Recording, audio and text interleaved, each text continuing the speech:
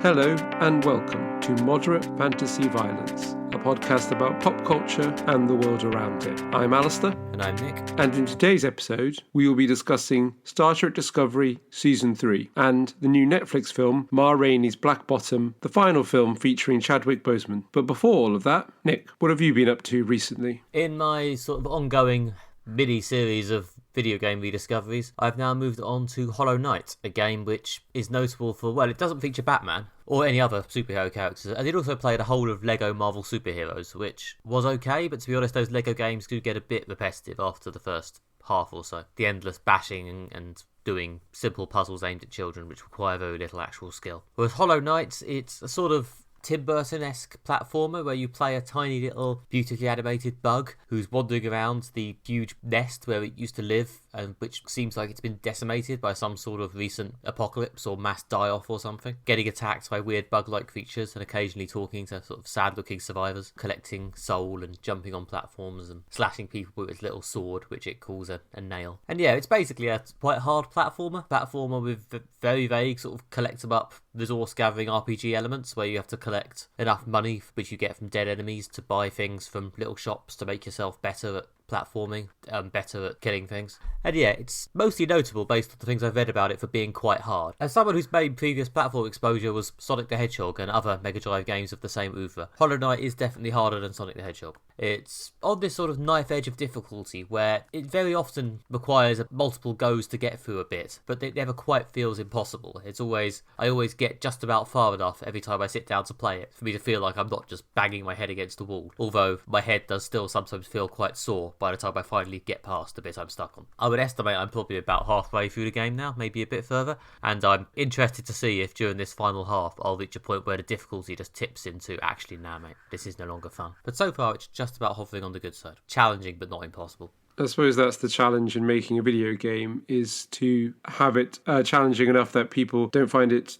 boring or too easy, but also not so challenging that people give up. Yeah, like the other video game I played, which I think I might have mentioned on the podcast at some point, was BioShock. That was a while ago now. And to be honest, I got to a point based on my understanding, about 2 or 3 levels from the end, and it just became impossible. I just kept dying and dying and dying and dying without walking more than a few steps. And the only way I'd be able to survive if I had a lot more resources, but I couldn't find an easy way to get those resources, so the will to keep playing just deserted me. So yeah, it definitely happens, the old "this is no longer fun" level of challenge, but so far Hollow Knight is threading the needle on that quite nicely. Yeah, I mean, there's so many games I played growing up, including like notoriously difficult games like Dark Rain and things like that, and I just remember spending like hours and hours, sometimes even weeks, like playing the same bit over and over until I eventually completed it. I must have poured huge amounts of time into some of the more challenging puzzles in things like, Half-Life or things like that. I guess I had a lot more free time when I was like playing video games, especially in my sort of, early teenage years, late tween years, I guess we'd call them now. But anyway, yeah, the height of my video game playing, I think it's impressive how much time I'd pour into just trying to complete some of the challenges. Well, yeah, I too played a lot of Mega Drive and then a lot of N64 in my peak video game days. Whereas now I just sort of play for half an hour before bed just as something to do that isn't, air quotes, creative work. And yeah, I normally get through enough of the game as I progress at least a couple of screens further in each of those sessions to feel like I'm not wasting my time. If I did get to the point where I was playing the same bit again and again for days or weeks like that, I don't know, I think I'll probably get to about 1 week and then lose the will to care and try a different game. So is this a recent game then? As with a lot of the games I'm playing, it's recent-ish because my computer has its limits. I finished Batman Arkham Asylum and Arkham City, the first 2 games in that series. I then tried to play Arkham Knight and my computer just wouldn't do it properly. It was just too clunky and slow and choppy. It just wasn't fun. Hollow Knight apparently is a 2017 action-adventure game. So that's relatively recent. So is this like an indie game? I guess so, yeah. It was partially funded by Kickstarter, apparently, in 2014. Developed and published by someone called Team Cherry, who don't appear to be a massive corporation. So yeah, I guess it's fairly indie. Yeah, that sounds good. It's very slick. It's got this sort of lovely hand-drawn, or at least hand-drawn looking animation, and everything's very atmospheric, and the music's nice, actually. It's got this sort of mournful violin thing going on. As I say, it's a bit Tim Burton. But it's very good. Yeah, that sounds excellent. Yeah, I played a few years ago. I got quite into playing indie games and discovered there'd been a sort of revival of the platformer as a genre, I guess, because again, I mainly associate platforms, as you say, with like Nintendo and Sega games like, Mario, Sonic, I guess the classics of the genre. Yeah, played a few platform games which focus on this sort of retro art style, which are just trying to evoke, I guess, the good old days. But yeah, what I do quite like about Hollow Knight is, although it is a bit of an old school action platformer, yeah, it's very slick, it's very new, it's mostly focusing on this sort of falling adventure thing it's doing. And also the bosses are all really cool. So far at least, it's always a bit of a treat to find a new boss and work out how to fight them, which does keep me going through some of the harder bits of the game.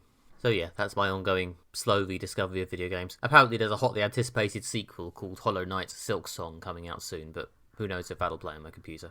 Anyway, Alistair, what have you been doing? So I've been watching a film recently that I'd like to recommend to our listeners. It's a film called His House that's currently available on Netflix. It's a really interesting movie, British film. The plot follows two migrants arriving from a sort of unspecified war-torn country that are sort of coming to Britain by boat. They suffer a tragedy on the way when the boat they're using to cross the channel sinks, and then the plot picks up with them leaving a migration detention centre in Britain when they've been given their first house, sort of a house on a council estate. It's their sort of chance to integrate and maybe find a place in British society, although there's a lot of rules and restrictions placed on them when they're leaving the centre. But then as they move into the house and try and make a home there, strange goings on start happening and they begin to suspect it may be haunted or there may be something supernatural going on. I think it's a really interesting film. It appeared on some top lists of films of 2020. The Little White Lies podcast featured it as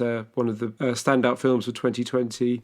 Yeah, I was listening to the Overinvested Best Films of 2020 list as well, and it was on there as well. Oh, excellent.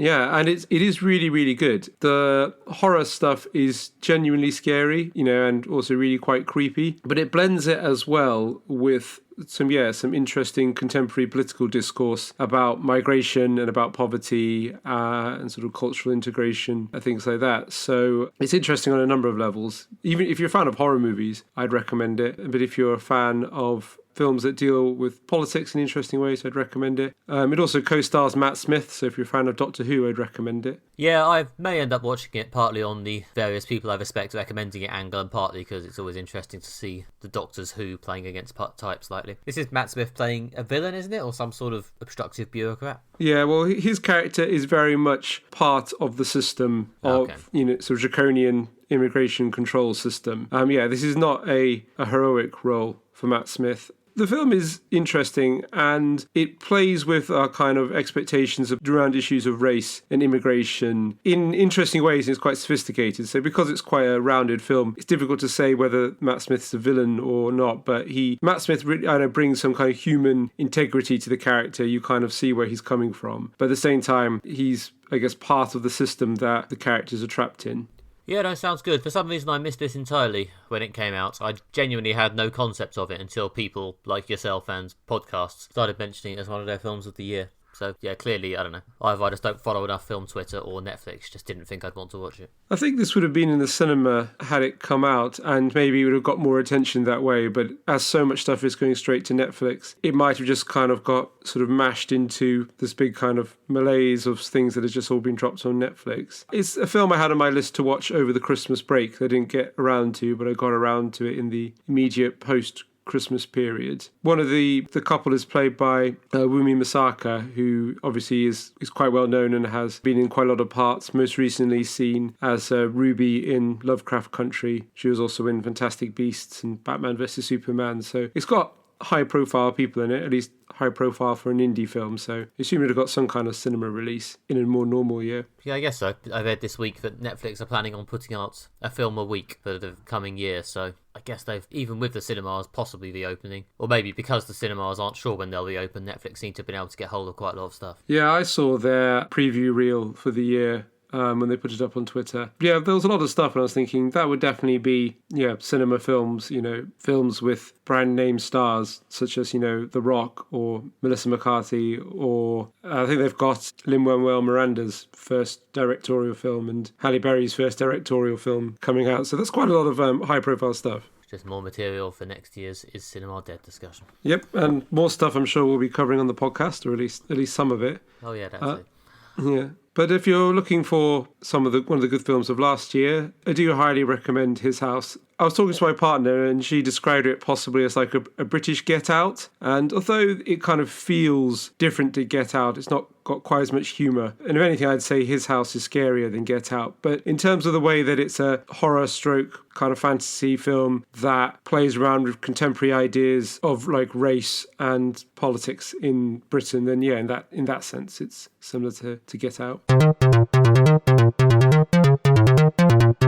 Okay, first up this fortnight, we have now seen the whole of the third season of Star Trek Discovery, the current, I guess, flagship Star Trek show, in which the titular spaceship have found themselves in the far future, floating alone and looking for the remnants of the Federation, and when they find them, discovering that the Federation has shrunk gigantically due to warp travel being more or less eliminated after all the fuel went up in a mysterious sudden purge called the Burn. So yeah, and that more or less sets the scene for the rest of the year as the ship sets about reintegrating themselves into the smaller future Federation and trying to find out what the hell happened with that Burn. So yeah, we've now seen the whole third season. We'll probably do some spoilers eventually, but we might manage not to for a bit. Alistair, what did you think? So I enjoyed this season overall in the context of it being a fun space adventure show. If you want a show that's got interesting sci-fi concepts, it's got a mystery at its core, they go to lots of planets and have lots of adventures. So I thought, yeah, very much it was entertaining and I got wrapped up in the plot. I think we've discussed several times like how Star Trek is the Star Trek show, and it seems to be more of a space adventure than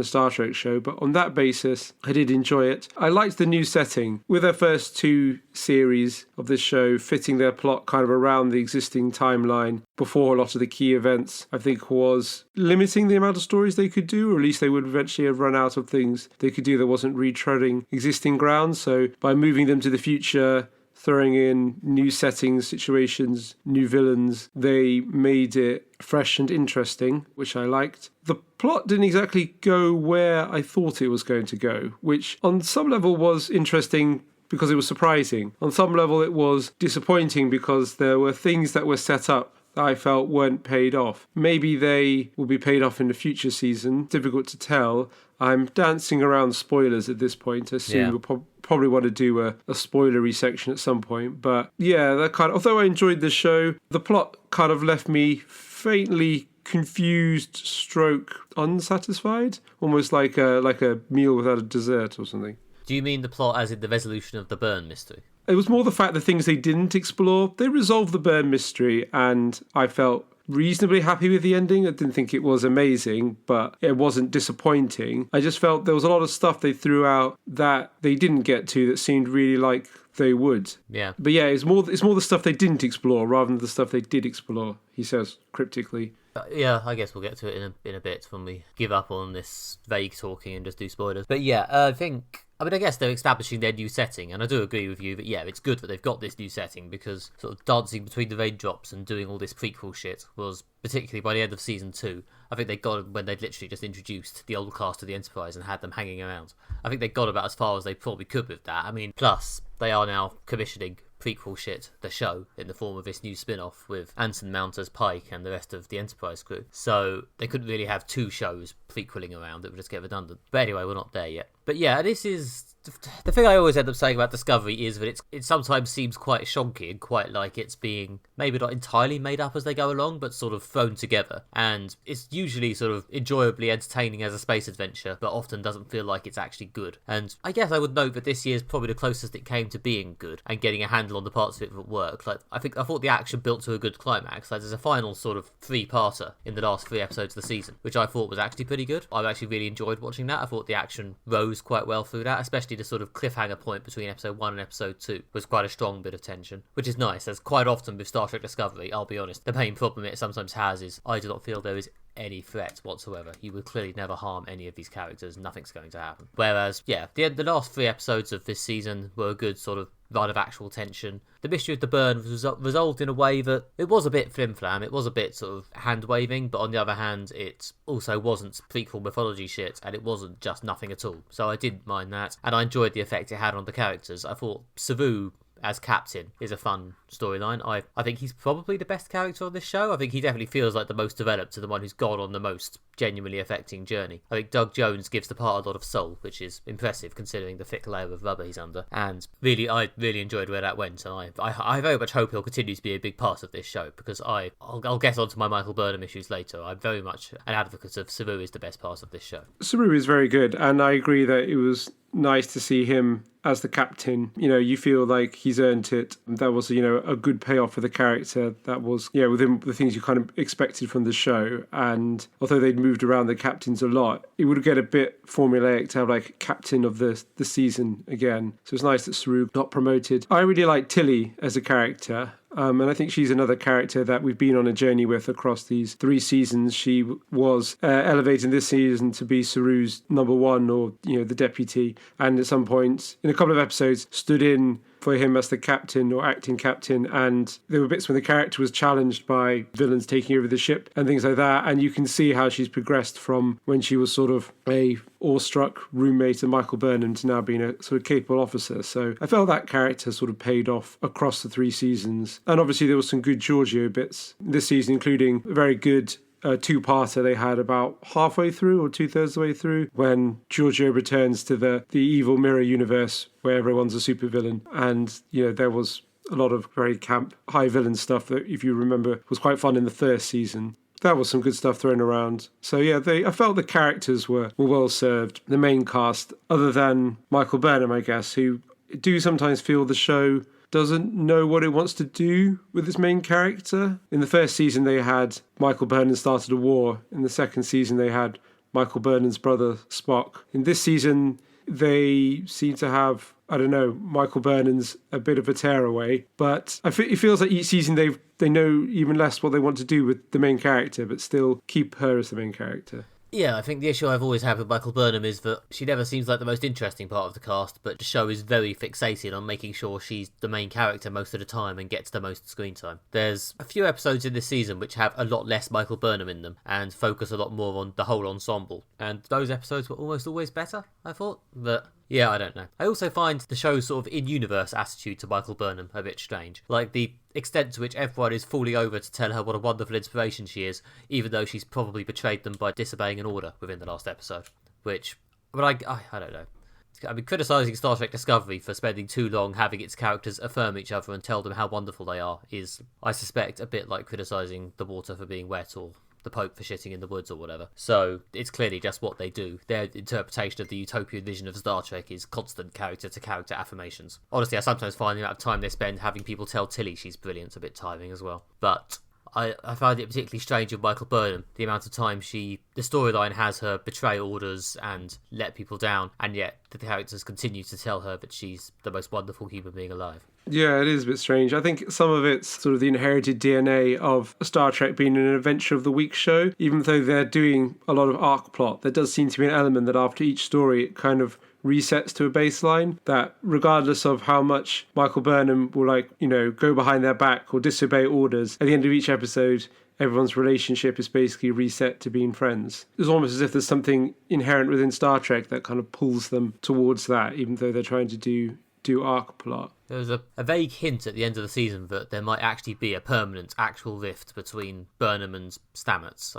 I doubt they'll carry it through, or if they do carry it through, it'll probably be resolved by the end of about episode 2 of next year, where they just have a heart-to-heart. But part of me does hope they at least stick with it a bit. Yeah, that is something they trail for the next series, which did actually feel like some form of development that wasn't full of positive affirmations. In fact, so when it came, it actually felt quite, it felt quite viscerally intense, the anger that Stamets had for Michael Burnham, because the characters spend so much time being nice to each other that when they're angry at each other, it does feel quite visceral. Yeah, that's the real finale moment of Star Trek Discovery. Never mind all the high-budget action, but there is also quite a lot of that. The one bit every year where a character is actually mean to another character. And I don't think the Michael Burnham issue is to do with Sonika Martin Green, and she plays the character very well. I think it's down to the writing, and that they're not really sure what they wanted to do. In fact, like some of the best Michael Burnham stuff this year was in the 2-part Mirror Universe story, where they had the evil Michael Burnham, but also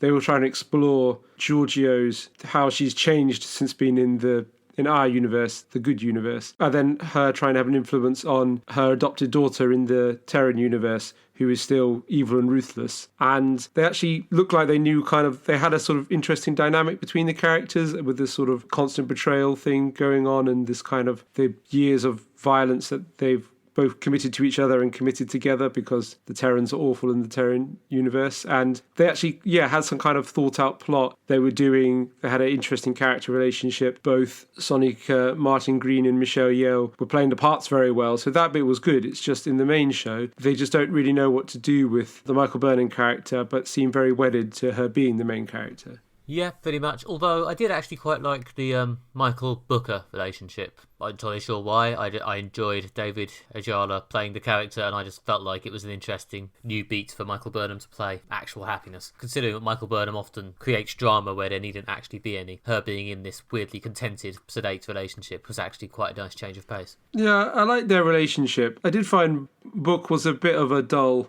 addition to the cast. He's just a nice man. A lot of the characters on Star Trek Discovery are basically just nice people, but Booker especially is just a nice man. Yes, he's not particularly interesting or sort of complex character that they've added, so he's not really one of the standouts, but he's a nice man, I suppose. And the new Adira character is an interesting concept, but I'm not sure they've really gone anywhere that interesting with them yet. Well, that's was one of your things you think they didn't go anywhere with Adira? No, I was just going to say I would like the fact how they reintroduced the Trill, the alien race that appeared quite a lot in Star Trek Deep Space Nine. Yeah. And I thought that was a nice bit of using in-universe continuity in order to advance the plot. They drew on a bit of canon and kind of added to the depth and complexity of the show. I like the character and the concept. I kind of kept waiting for them to have a role to play, but didn't settle around their invisible boyfriend, or I don't know. They had their invisible boyfriend, or they had their surrogate child relationship with Stamets, and both of those things kind of worked, but it didn't feel like they actually had any plot. Yeah, I liked the surrogate child relationship with Stamets. That was nice.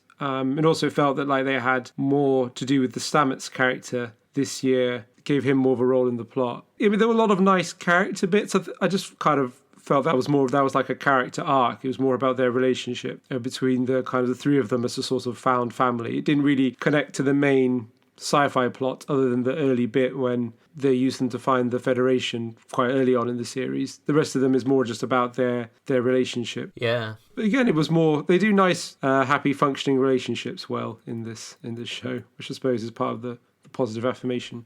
Yeah, although I did feel like they'd skipped a step a bit when Culver just turned up and started acting like Adira's dad, even though I'm not sure I'd seen them meet before. I guess I don't really need to see every character meet every other character. It just seemed a bit odd. Yeah, I guess that's TV logic, I suppose, partly, is the kind of, it's almost like they've installed an update in the relationship and now everyone is on the same page.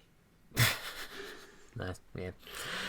Okay, I'm now going to drop the spoiler warning, the inevitable spoiler warning, so we can actually talk about, the last third of the season and the many thrilling developments that happen. So if you haven't seen the end of Star Trek Discovery Season 3 and want to experience it without having it ruined by me, then this is your last chance. Bye. Bye. Bye. Hi. Yeah, so starting by coming back to something Alistair's already said, the ending of the Mirror Universe two-parter. I like giving Georgiou a two-parter. I mean, I think Georgiou as a whole adds a different energy to the general nice person tsunami of Discovery just by being slightly sarcastic, even if her one-liners sometimes feel a bit try-hard. But feels like she wasn't really in this season for any reason other than to leave, because, again, here's the spoiler. At the end of the Mirror Universe two-parter, about two-thirds through, she leaves. She goes into a big portal and buggers off. In a very much she's dead yet not dead way, I guess, in case they want to bring her back. It was kind of like the ending of a Doctor Who companion. It was a bit. I vaguely recall reading a press release about the Star Trek Section 31 spin-off that's in development with her. So I guess if she ever needs to star in a Section 31 show with Ash Tyler or something, she'll just reappear in that. Anyway, yeah, it's always okay to have her around for the different energy, but part of me was a bit, why did you even bring her to the future if she's just going to spend the entire season warming up to leave? Why is she here? But yeah, whatever, it was fine. I think the Mirror Universe two-parter was fun, even if I was a bit I wondered if they actually had enough plot for 2 episodes. I felt like they could have been one, but Yeah, it's fine. I mean, Giorgio is another character. They've had a similar thing to Michael Burnham, not as much, which is they've kind of been searching for something to do with her since the first season. The Section 31 plot in the last season, yeah, I guess that did utilise the character quite well. But at some points it did feel like we've got these characters left over, Ash, Tyler and Giorgio, we should put them together and have them doing a thing. And this season, it did feel very much like Giorgio is here to be written out, but I think Michelle Yeoh plays the part so well, and the writers clearly enjoy having one person who's like mean, when everyone else is just like, I love you so much. I love you so much, you're so perfect. And she's like, I hate you so much, I will rip your eyes out if you look at me. The writers are clearly enjoying that, and Michelle Yeoh is clearly having fun playing the part. But again, they reached the end of that character's arc and sent them off in a way that paid off the character well and was an interesting piece of writing and one of the some more entertaining episodes. Again, linking in some Star Trek continuity by having the reappearance of possibly the Q as a character. Anyway, that's more sort of Star Trek lore. But yeah, they kind of wrapped it up quite nicely. I think, it's just one of those things. I think they've resolved that now. I was happy with how it ended. I don't particularly need the character to come back. Some of my notes for this series relate to that. I think it was a bit Doctor Who at times, and obviously I really like Doctor Who, but it related to some of the middling Doctor Who writing, such as, the way they got rid of Giorgio was very much the way they would get rid of a companion. It's like Rose, she's stuck in a mirror universe. She's not dead, don't worry about that, but there's no way she can come back, and she's sort of sealed away from it forever, so everyone can go through the sort of grieving process. The 3-part finale, some of the resolution to that was kind of Doctor Who-y. We're getting into that now, I think, that we've dropped the spoiler warning. Yeah. But it was very much like kind of character emotion is what overrides plot need and anything that kind of makes scientific sense, which I'm not saying that's a bad thing. I mean, Russell T Davies obviously did that very well in some of the Doctor Who finales. And I do think that as a writer, when you're writing a show or running a show, the kind of character's emotional beat should come first, and then things like science should be made to fit around it. And what they did with the resolution to the burn put character first and emotion and story first, which I did like, and I do think it was good, but I did feel there was some moments when I was like, this makes not really much sense. I don't really understand how this works, and the fact they've injected some kind of technobabble to explain it just more highlights how nonsensical it was. Well, yeah, I mean, it was once you got to the point of, in the first part of the 3-parter, where you realise that the kid was alone in this shadowy forest hollow setup with a mysterious monster and a mysterious locked door. It was a bit sort of, you could probably have guessed that the whole season was eventually going to be resolved by the child coming to terms with the death of his mother and us all having a cry. And yes, there was then a lot of bullshit techno-babble to justify that, and it was a bit, as you say, it was a bit Russell T Davies Doctor Who, which I'm guessing is probably not what the Star Trek fans come to Star Trek for. I generally associate this show with a burning desire for emotional positivity. I don't know how much of that is standard Star Trek and how much of it is this show being particularly desperate to be happy. I don't know. This show does seem to have a weird, like, we love each other loads. I don't know if it's the writing is just more on the nose. Famously, Gene Roddenberry, one of the things he said is that when they created original Star Trek, is he didn't want there to be any like rivalry or conflict between the core cast, which the other writers, I think, were absolutely enraged by. It's like, what, we can't have people falling out, or, like that's so much sources of tension and conflict taken out. But it really does work because it's a show about people who get on and work together. It's one of the things we forget about the show, but it really bears repeating that the show that was first appeared on TV in 1966, set in the future where there's a spaceship with, there's a white man, there's a black woman, there's a Russian, there's a Japanese man, and there's an alien, and they're all friends and it's all fine, was actually a really radical thing to say about the future. That in the future, all these people, there's so much animosity during the 60s between, well, obviously not the aliens, that they could all live together in peace and harmony in the future. And the lack of conflict between the characters, the kind of supportive environment, is kind of key to the futuristic message of the show, which carries over into Next Generation when there's a Klingon and it's the same situation, and the former villain is now an ally part of the crew. It's continuing that message of, in the future we can be better, we can resolve our differences, and it's remained a core part of Star Trek. I'm not really sure what they're doing with it in this series. It's difficult to find ways they can say in the future it'll all be okay, especially as they've travelled now to a future where everything's not okay and resource scarcity adaptability has driven us to the point of conflict, which I suppose maybe is the direction Star Trek should go in as an analogy. In the 60s, people were optimistic about how the future could be better. Today, we're pessimistic that the future could be worse, and Star Trek reflects that. But at the same time, it is still just full of a lot of positive affirmation. Well, yeah, like when Tilly was promoted to number one, like she's an ensign, which I'm no expert in military or navy ranks. That's a pretty low rank, isn't it? I was a bit sort of, are they actually going to do a storyline where other characters resent an ensign getting promoted to second in command? No, of course they're not. No, they would never do that. That's just not the way. There was a brief period when one of the pilots, Lieutenant Keeler, seemed almost like angry and upset with characters for a bit. And we weren't even sure it's because they were possibly some kind of malevolent force going on, but it turned out they were just a bit stressed. Yeah, I'm not sure if I should get my hopes up for that Burnham-Stamets feud, to be honest. But yeah, there was a sort of a weird subplot in the first half of the season with Detmer, the pilot. The one with the sort of cybernetic implants in her face. Yeah, Keeler Detmer, yeah. Oh, that's the same character. Yeah, I was wondering if that was going somewhere, but no, she was just having a bit of PTSD, I think. I did occasionally wonder during the finale if the Detmer twitch was finally going to come back and be an essential plot point, but no, it's not. The other thing that they didn't pick up was, which I guess they might be saving for the next one. I mean, one of the most surprising things about this series is that they didn't return to the present at the end, which I kind of expected they would. I mean, they might return the next season. They might stay in the future. Although it is a bit odd that basically all of their friends, families and loved ones would have think they died. Or in effect, from the point of view of every character's friends, family and loved ones, they are dead if they just travel 900 years into the future and never see them again, which everyone seems kind of relaxed about. But if they're staying in the future, maybe this is something they throw out to pick up in a future season. But I was surprised that they dropped a lot of hints that the Federation was not a force for good in this future, which... Yeah. It wasn't so much that it wasn't resolved, but it just didn't seem to go anywhere at all. I assumed that right at the end there was going to be some brief pick-up on, like, you know, those breadcrumbs we trailed? Ooh, they may lead somewhere in the next season. But no, there was just nothing around that. Yeah, I know what you mean. I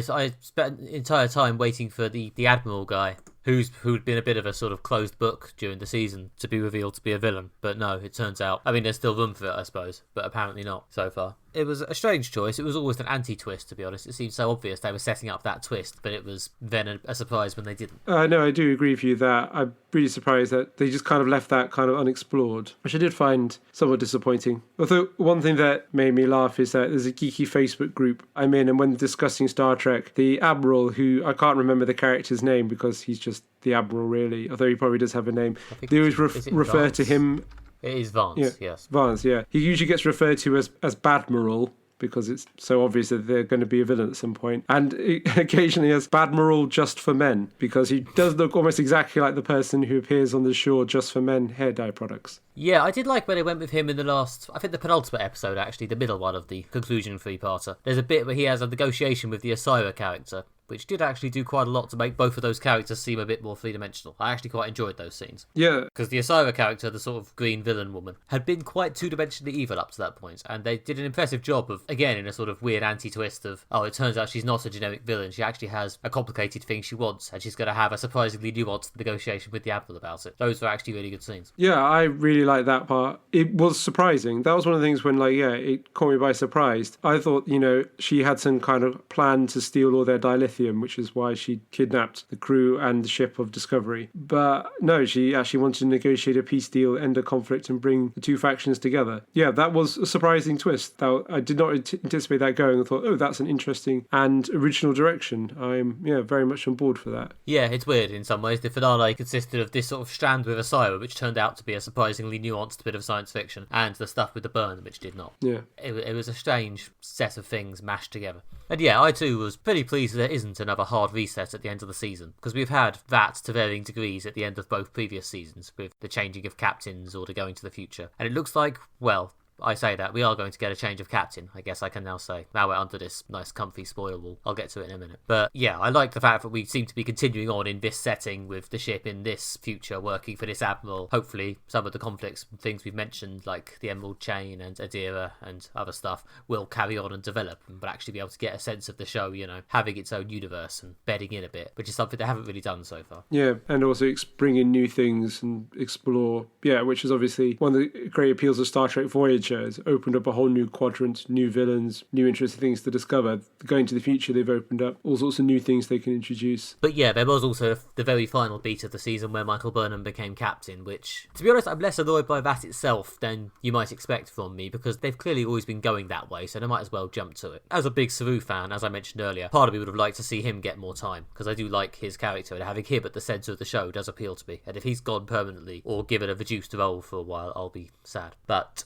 I think Michael Burnham as captain is probably inevitable, and they might as well just jump to it in season 4 rather than giving us more seasons of filling captains. Although I did find the way they did it slightly frustrating. Yeah, I agree with you that this is what the show has kind of wanted to do, and it's probably good that they do it. I mean, I like the fact that this was the first Star Trek show that didn't have the main character be the captain or most senior officer on the vessel that the show is set on. I would have preferred them to keep Saru as the captain and Michael Burnham as a more junior officer but still the main character, providing they can come up with a story that puts Michael Burnham properly at the centre of it rather than being a sort of tangential to the main plot. I thought that dynamic was more interesting because we've seen a lot of Star Trek shows in which the main character is the captain. Although I guess there's less room for Michael to be insubordinate to the captain when she is the captain. Well, yeah, but I guess the obvious dilemma of Michael Burnham being the captain is that she is now presumably forced to be responsible and can't just fuck off and do what she wants. Although, also, I have very little faith in this show to have there be any real consequences for her just fucking off and doing what she wants. So, you know, someone will say, I'm a bit disappointed in you, Michael, and then the next episode they'll tell her she's the greatest person that ever existed. And also give her a very, very important job to do. Yeah, the one scene where the Admiral, wearing a massive grin which seemed massively out of character for him compared to all his previous scenes, told Michael Burnham that actually her approach of disobeying orders and being insubordinate was actually an alternative that they should maybe give more thought to, and made her captain, was absolutely the peak moment of let's just praise Michael Burnham no matter what, and it annoyed me a little bit. Yeah, it doesn't sound very military-y.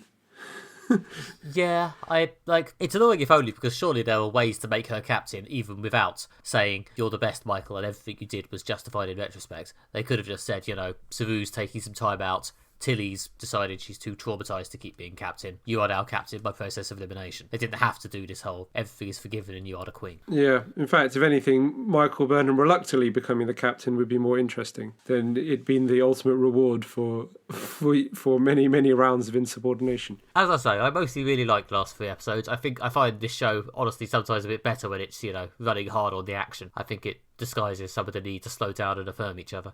But, yeah, I found that particular scene a bit sort of, oh god, this is everything I find mildly annoying about this show. Fine, carry on. I think in order to compare it maybe to Doctor Who is I find that each season they have usually a story that will probably in a sort of, for a Doctor Who length series or kind of 10 or so episodes, if they're going to do it as a kind of, you know, continual serialized story. And then most Netflix shows, what they do is when they have more episodes than that, as Star Trek does, is they go through the plot slowly, which is obviously really frustrating. Star Trek Discovery doesn't do that. What they do is that they substitute in some Star Trek Adventures of the Week where they go to a planet and solve a thing that's kind of fairly tangentially related to the plot. And what I like about this show is I do like it when it gets to its story in each season. The finale few episodes of the second season was very tense and exciting, and the first one as well, when they were all in the Terran Empire. So when it gets to its conclusion and its key episodes, the show is very good. There's quite a lot of filler episodes that aren't kind of filler treading water episodes. They're just kind of little self-contained stories that, I don't know, seem like an adventure of the week riffed from the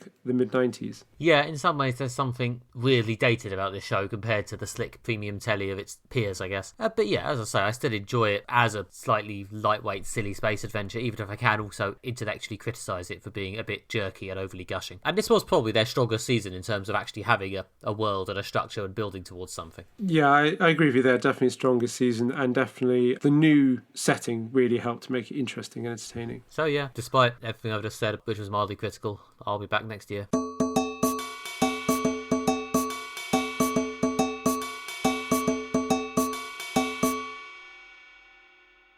Okay, and lastly today we're going to talk about Ma Rainey's Black Bottom. This is a movie that came out towards the end of last year. directed by George C. Wolfe and written by Ruben Santiago Hudson, and it's based on the play by August Wilson. This is about Marvani, an influential blues singer from the early 20th century, and her assembling with her band in a recording studio to put down some of her tracks. As I say, it's based on a play, and it's basically the action moves between the recording space and the sort of rehearsal space as drama unfolds both within the band and between Marvani and various members of the band and her management, and yeah, it all culminates in a slightly tragic way towards the end, as things often do in plays. Alistair, what did you think of this? So this film is very much built as a performance vehicle. There's long scenes, there's lots of dialogue in them, there's lots of character conflict between these like well-developed characters. So this is a real meaty performance part for actors to really get their teeth into. And the strength of this film is it does have really great performances in it. It's just, you're kind of just watching actors being really good and really getting into the acting. We can talk about them individually, but Chadwick Boseman was obviously great. Viola Davis as Rainey was excellent. I really liked Coleman Domingo as well, but the whole cast really good, but those especially. I did feel that, although I've seen some play adaptations, including adaptations specifically of August Wilson's plays, where it's very much the stage show has been put sort of onto film, and I did feel that although they adapted the play to film, they could have made it more visually interesting or done more to use visuals to tell the story, actually, is probably a better way of putting it. There were some, for example, long monologues from characters that I felt could have been sort of broken up with some more visual storytelling, because cinema's a more visual medium. But overall, I thought it was very good and very powerful. Yeah, that's more or less what I've got, to be honest. It's an enjoyable thing to watch once you accept that you are more or less watching not quite a filmed stage production, but something pretty close to it. Like, I came into this not knowing anything, as I like to come into most things, and I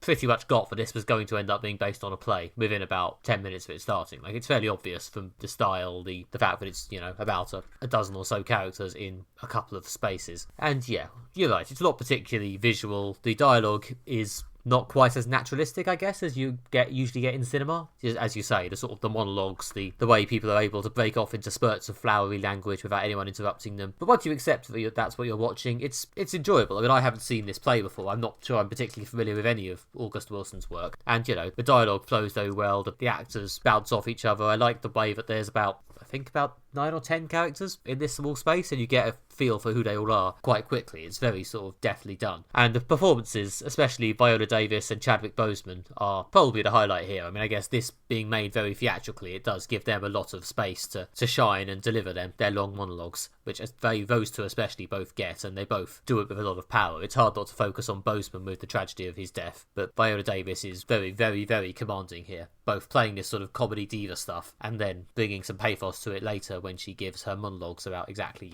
why she does these things. As you say, it has its obvious weakness in terms of, yes, it's obviously very close to being a film to play, but yeah, I did really enjoy it. Yeah, I'd strongly recommend this. As a fan of Chadwick Boseman and his acting, obviously it's important to see his final performance, but also as just a film in its own right, it is interesting, and Viola Davis I thought was excellent. The film really digs into and explores sort of the racism of the 1920s around music. It's very powerful, and it really gets into the fact that like music was one of the things that offered some form of limited escape from a very segregated and racist society of America. And I really felt, it didn't glamorize anything. It didn't, whitewash over the past. It really was about the problems people experienced in the past, and also how angry that made the characters feel, and how a lot of that anger was misplaced and sort of misdirected, because people didn't know what to do with their anger that they felt. And all of that added to this sort of sense of rising tension throughout the film. There's a really real sense of like it's boiling and boiling away, and like there's something that's going to happen between some characters at some point. There's so many like little sparks, but the tension's not relieved. And then I don't necessarily want to spoil it, but obviously when it builds to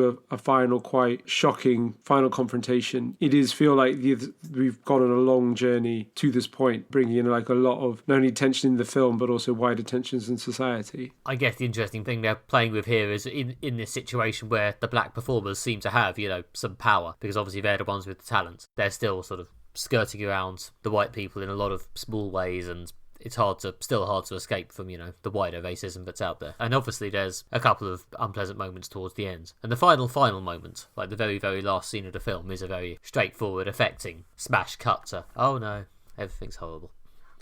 Yeah, it kind of summarizes the theme of the film and the message the film's trying to convey very well in its final few minutes, which, again, dancing around, but it's really worth you seeing the film without knowing how it's going to end. Although, conversely, the secondary sort of climax before that didn't work quite as well for me for some reason. It sort of felt didn't quite feel powerful enough. Might just be me. Just didn't seem to fully land for reasons I haven't quite worked out how to verbalise yet. Yeah, again, it's worth people not knowing that that's coming. Well, yeah, that's why I haven't said what it is. Yeah, exactly. So it's difficult for us to kind of get really critical about it. Like, yeah, I read a review of this film that just straight up spoiled that happening in order to discuss it, and I don't think it's responsible to blow the kind of the ending of the film people might not have seen. But I did think it worked in the sense of there is a sense of rising tension throughout the film, and it was unexpected as well. There were lots of things in this film that were kind of, again, the tension came out in unexpected ways. In some of them were some of the more sort of visually interesting, that things that might necessarily been in the play. I haven't seen the play, but like there's a scene, like a conflict between Marvani and a police officer that takes place outside the studio, which I suppose if the play is only inside the studio, that's something they might have added, which is quite tense. There's also a bit when some of Rainey's band have to run out to get her a Coke, and they go into this all-white shop. Yeah, there's quite a lot of tension there. And then that conflict is then resolved off screen, which I thought, again, those sort of things added to the tension and worked quite well. Yeah, I think a lot of my favourite bits of this were actually some of the sort of back and forths between the bands, like the sort of snappy patter towards the beginning. That's the stuff that's really, it does a nice job of being both easy and fun to watch, and then often sort of spilling over into the more sort of upsetting material quite deftly. Yeah, you felt like quite naturalistic dialogue and like real human interaction on screen. It would start with people talking, then there would be a bit of japing, someone would take it too far, and there would be an actual anger and conflict. It felt like escalation. That's one of the things you can do with these like long dialogue scenes in one location, is that you can build up a natural conversation. Sometimes film and TV dialogue seems a bit contrived because you're like, right, we've got 2 minutes of screen time to get the characters from here to here. It's going to have to go through some unnatural dialogue. But with these long dialogue scenes, you can really luxuriate in sort of naturalistic conversation. Well, yeah, and I think it gives the actors, and obviously it's especially good to see, I guess, Chadwick Boseman get given the chance to play around with this for long periods. And I mean, I guess considering the part he's best known for, the Black Panther part, is a very stoic character, there's value, I think, in the fact that they've filmed this part of him playing this very different character who's quite a blowhard and quite a babbling character who sort of dominates the space he's in. Yeah, and also in this sort of theatrical context, it also gives him a lot of chances to give monologues and show off his acting in a different way. So yeah, it's nice that this exists, I think. I like the fact we've got this side of Boseman's performance recorded as well as his sort of stoic Marvel stuff. Yeah, I mean, this really gives him the opportunity to show off like his kind of range, and like his performance in this film just like bubbles with anger beneath the surface so many times. It starts with him buying a new pair of shoes, and he's just kind of so full of pride that he's earned some money and bought this pair of shoes. And when he talks about his sort of plans with his band, he's kind of showing a real range with kind of his delight and his craftiness with his plans, and he's kind of pride in the shoes, but also how angry he is and how dejected he is. And there's also something quite tragic because the character's there talking about his plan. He's going to get this band together, he's going to be a big successful recording artist, and like it's not going to happen because society won't let you do that, and there's something tragic about that. But it's also tragic to hear Chadwick Boseman talk about the future, when obviously he didn't have a future. So it works on several levels. It really is quite sad. And there's also bits when he does these long monologues about racism and the violence that's been done to him and his family. There's like really long detailed monologues that are very moving and very powerful. And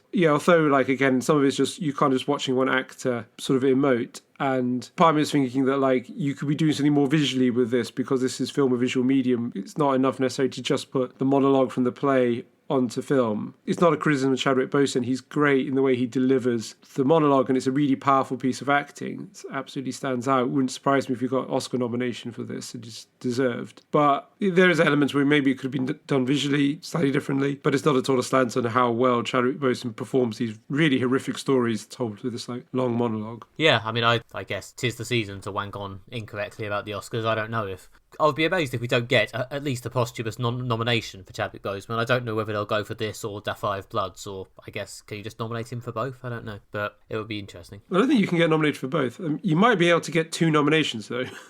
I think it has happened, yeah. Yeah, if they do decide to give him a posthumous award or a nomination, I'll be interested to see which one they go for. Like, I think Da 5 Bloods is... Part of me thought that was more of an Oscar-friendly film, but on the other hand, he definitely does a lot more in this. So yeah, it's a difficult one to say. And his character in The Five Bloods is more similar to T'Challa from Black Panther. And also he was in a film, 42, in which he played Jackie Robinson, who's another famous black character who's quite stoic, reserved, and isn't kind of like venting anger and frustration about the injustice of the world, which is, again, seeing Ma Rainey's Black Bottom. This is a very different character, and this is where he's, really animated by the injustice and the anger, which is very different to see. Yeah, I've seen this performance compared to James Brown. I think he played James Brown in a film I have not seen. I have not seen that, but I can imagine, there's a lot of crossovers as well with being another musician film, and also someone who's more outspoken. But yeah, I would, if this gets recognised for Chadwick Boseman's performance, I think that and also Viola Davis's performance are probably the strongest single aspects of this film as a film. But as a sort of recording of this play and these performances, it's definitely worth seeing. Viola Davis is also excellent, and obviously it's a great performance playing his diva, this larger than life character, sort of part actors absolutely love to play. Someone with great presence, and there's a lot to do. Again, watching Ma Rainey, her character develop throughout the film, you really got a sense of going on a journey with her, even though it all takes place within kind of one day within one room. You kind of understand more about the character. It starts out, obviously you know that she's overcome a lot to be a black recording artist of the time in this very segregated society, but also at the same time you feel like she's a diva. She's got all these like demands. She's insisting that her nephew record a part on the track, even though he stammers, and it's just creating problems with the other musicians. But as it goes on, you see where she's coming from, how she's only got this small amount of power in this world, being both a woman and being black, and she's got to use it as much as she can to get what she needs for herself, but also for her family and the people around her. And she's quite canny about how she does that, which really helps you kind of get under the skin of the character. Well, yeah, it's quite a big part in that she's quite loud and outspoken, but also she in some ways keeps her actual feelings a lot more buttoned down than Chadwick Boseman, who's the Levy character, who's very much a lot more vocal about what he wants and is kind of punished for it. Whereas Marvani, obviously, she is using her power to get what she wants, but she's doing it in a much more selective way. Again, the way that's played, at first kind of for laughs, and then later on in a more emotionally explained way, is pretty clever. Yeah, I don't know if I had seen this before the end of 2020, if it would have displaced any of the films in my top 5 list. It might have snuck in. It would, of course, actually, if it had snuck in, have removed the 5 Bloods from the list, so... Yeah, so again, Chadwick Boseman would have ended up on the list either way. Oh yes, one way or another there would have been a Chadwick Boseman film in the top 5. But yeah, it was certainly a bit of a close one. It's definitely very good. I really liked what they did with the music as well, and kind of weaved that in. Great soundtrack, all the different instruments. There's a bit when Chadwick Boseman's talking through, or his character is talking through his take on the song, and he starts with this little kind of trumpet bit. Well, that gets people's attention, and it's like, he's invented the hook. He's ahead of the game. That's what he's done. He's invented the hook, and then you think but you're not going to get to use it because of the racism of society. But little things like that I really appreciated, and kind of clever nods, which kind of these moments of levity amongst a play that is again has some very dark moments as well. But that balance obviously is what makes it very good. Well, yeah, I mean, there's this slightly ridiculous sequence where they're trying to record a song and it keeps going wrong in various ways. And yeah, there's a lot of enjoyable bits of... It's not musical comedy in the strict term of being funny songs, but it's sort of comedy use of music is quite good. That's all we have time for. If you have enjoyed this episode of Moderate Fantasy Violence, then please subscribe and leave us a review in your podcatcher of choice, as it helps other people find out about the show. You can also visit our website, moderatefantasyviolence.com, where you can find other episodes of the podcast, bonus audio clips, and written pieces by Nick and myself. And you can also follow us on the social medias, where we are at MFV Podcast on Twitter and Moderate Fantasy Violence on Facebook, and read Alistair talking in detail about films, including his rewatches of Star Wars. And I think you're not doing film of the day anymore, are you? You're doing film of 2001? I'm going to still do some film of the days, but yeah, we're going to dig deep into what was popular 20 years ago, because 2001 was an interesting year in films, and also it'll be some interesting retro stuff. So do follow us on Twitter for more of that. Okay, there we go. Alistair's doing 2001, A Film Odyssey. If you want my thoughts as well as Alistair's, you can follow me on Twitter at NickMB, and there's more of my stuff on the internet at nickbryan.com. If you want more from me, you can find me on Twitter, where I'm at AlistairJRBall, and you can find more of my writing at redtrainblog.com. Join us next time when we will be discussing Star Trek Lower Decks and the film New Mutants. See you then. Goodbye. Bye.